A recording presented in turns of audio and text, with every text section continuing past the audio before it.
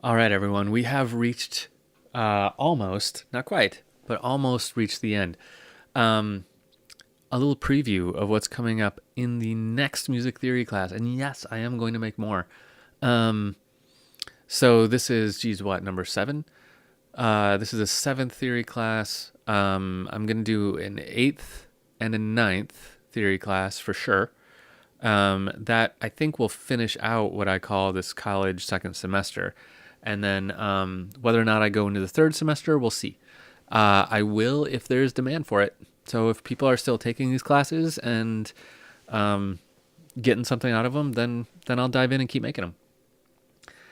So in the next class, the next thing we have to deal with a couple of big topics that don't sound that big. There's a thing called the Cadential 6-4 that we haven't talked about yet, and that's kind of a can of worms that we need to address and get figured out.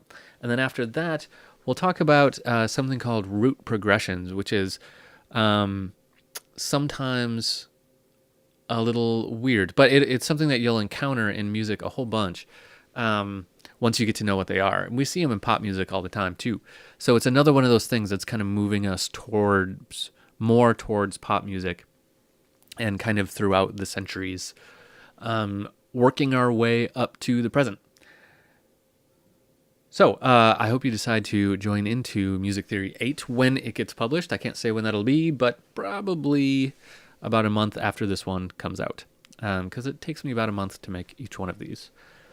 Okay, a couple more pieces of wisdom before we wrap up. Coming up next.